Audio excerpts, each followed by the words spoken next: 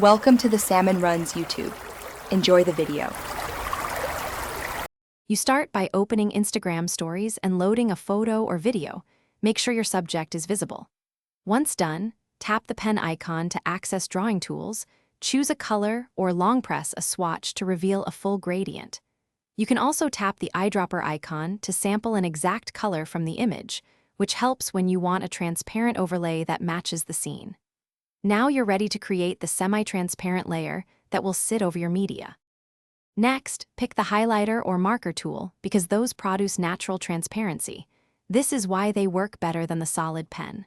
Press and hold on the screen to flood the story with your selected color.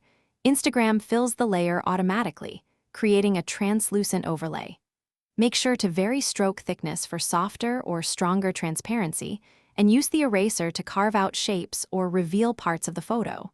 Once it looks right, you can add stickers or text on top for contrast. Finally, fine-tune by erasing where you need details to show through. Small gestures create polished results, so be patient. Add text or stickers after the overlay, choose contrasting colors or outlines to keep readability. When satisfied, tap your story or send to share. If the fill or opacity behaves oddly, make sure to update Instagram, clear cache, or restart your device.